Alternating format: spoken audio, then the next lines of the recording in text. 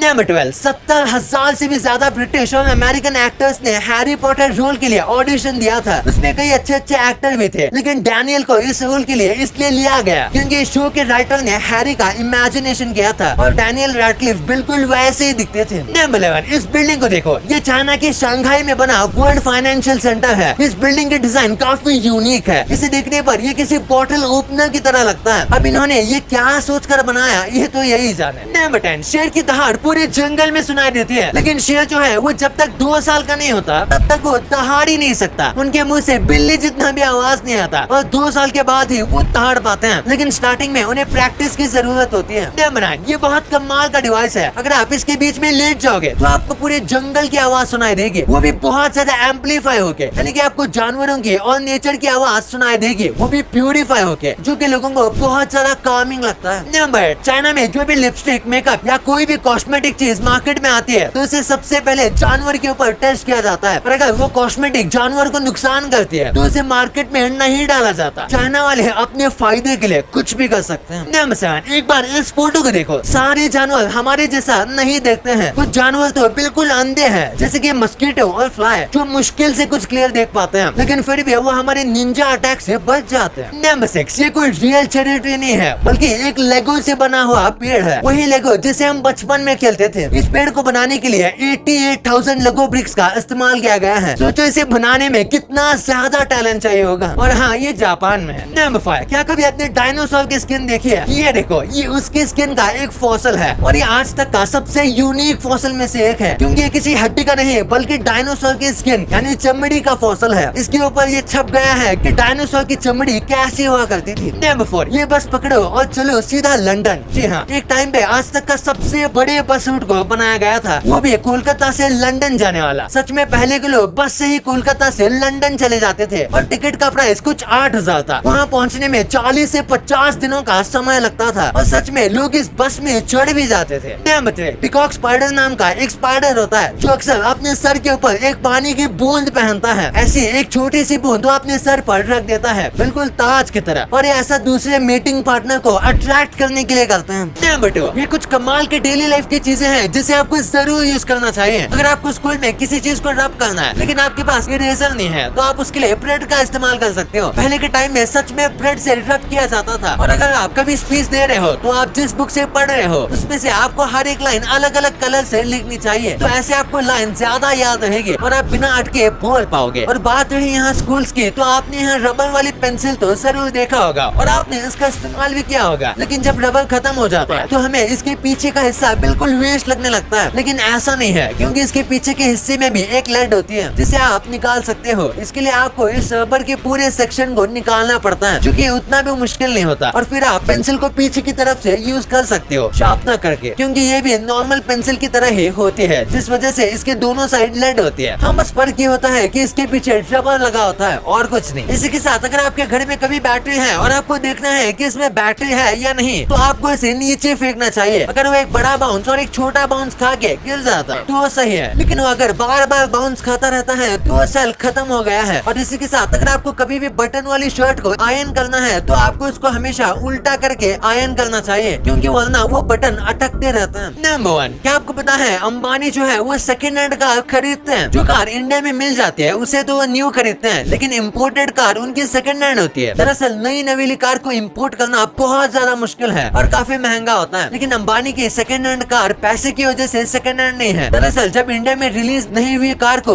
Import किया जाता था तो उस कार को पहले इम्पोर्टर द्वारा खरीदा जाता था, जिस वजह से वो कार के पहले ओनर बन जाते थे, फिर इम्पोर्टर से बायर, यानी कि इस केस में इम्पोर्टर कार को मुकेश अंबानी के नाम कर देता है, इसलिए ये सेकंड हैंड है। और लगभग सारी इम्पोर्टेड कार सेकंड हैंड ही होते हैं। भाई ये तो आपको पता चल गया, पर क्या आपको ये एग्जाम के सीक्रेट ट्रिक्स पता है? कैसे बस आप खाने में ज्यादा मिर्ची डालकर रोनाल्डो के पर्सनल शेफ बन सकते हो, और कैसे बस आप सिर्फ इस वीडियो को देखकर अपने किसी भी डर को भगा सकते हो। और मोदी जी के फोन में एक ही कैमरा क्यों है? भाई ये वीडियो इतना कमाल का है कि आप इसे हर किस मिस नहीं कर सकते। तो जाओ और इसे आप ही देखो, और ये वीडियो को अभी तक लाइक नहीं किया है तो लाइक कर देना, और अभी तक चैनल को सब्सक्राइब नहीं किया है तो इसे भी कर देना। मिलते हैं अगले वीडियो में, तब तक के लिए बाय।